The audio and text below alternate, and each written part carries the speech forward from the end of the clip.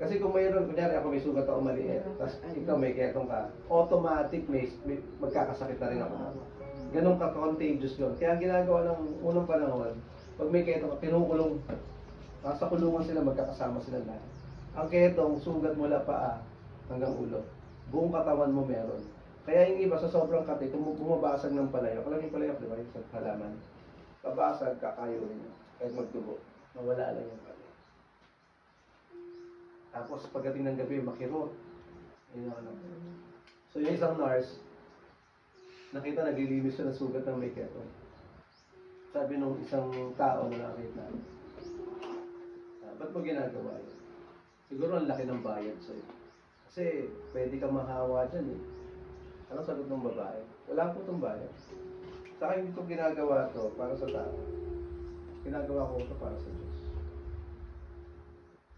You see how they risk their life for God's sake.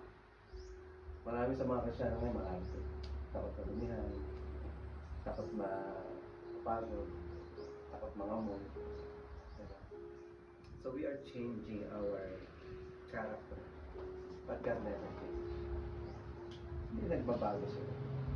Tama? Kahit nga minsan nakakalimutan mo siya, pero still protects you. Tama?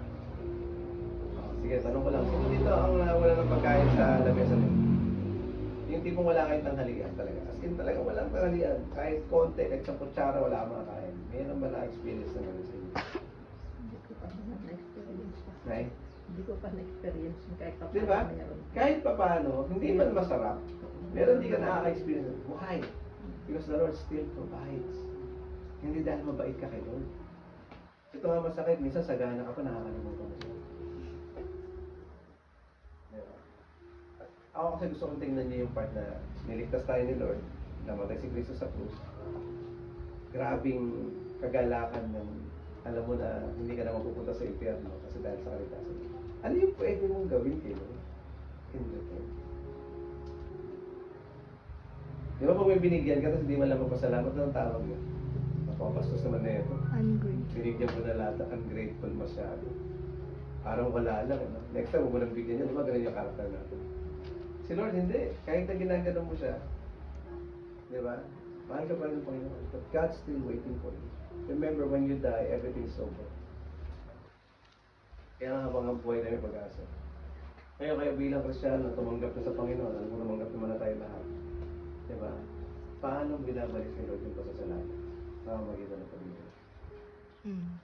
Alam niyo, tuwa ko kay Lakeri. Matanda na sila Lakeri na. Sige, nasa 50 plus na siya. Galing daw nila ng office, minsan papunta sila sa dami ng workload nila.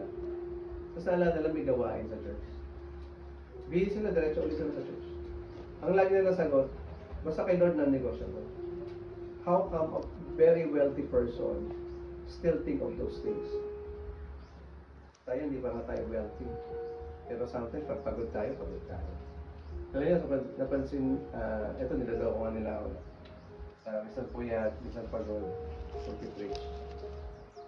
Minsan kasi hindi ko na rin kasi nintindi kung magpapahinga ba talaga ako rin. Tumapanahon na gano'n. May mga time na hindi naman ako pagod physically pero pagod yung mind ko kakaisip ng mga gagawin. Like for example, sino sa inyo yung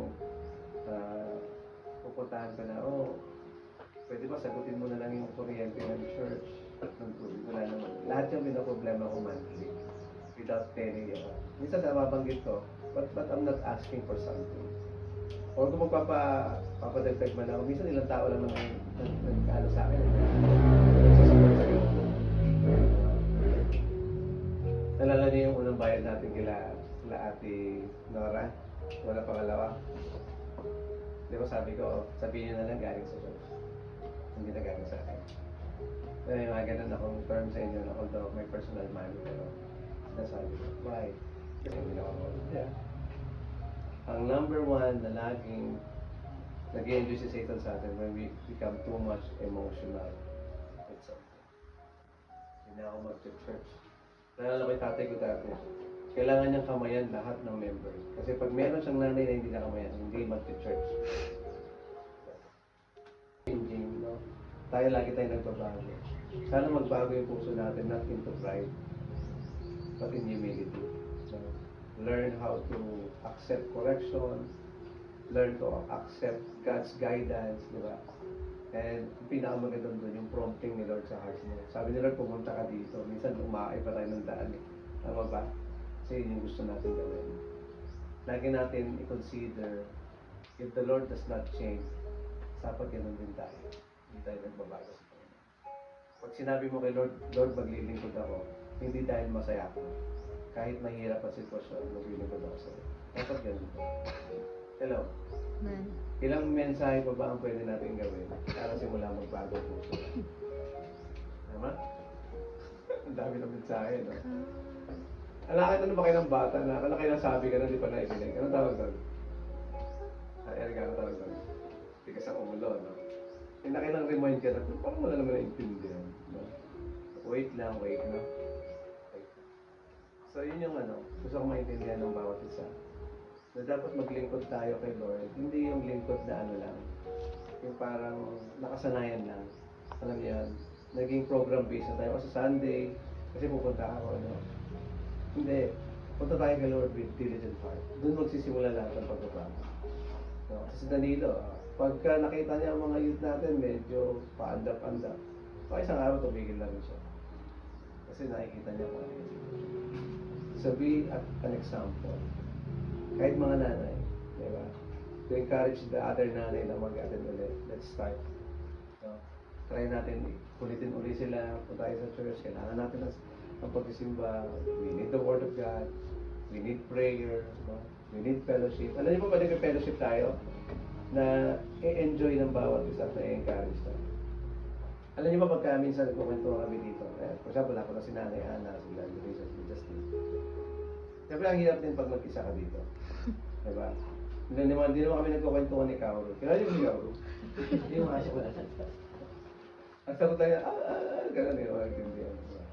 So, minsan, kahit simpleng kwentuhan, nabibuild natin yung bawat isa. Tama? Kaya, tawag dito, i-encourage natin bawat isa to go on fellowship. Kaya yung Friday niyo sa youth, convert nyo na lang muna yun into cell. No? O gusto nyo, schedule nyo sa close po sa Friday para maiba naman yung bed nyo. And then, yung workout nyo every Friday. Lagi tandaan, Word of God is enough.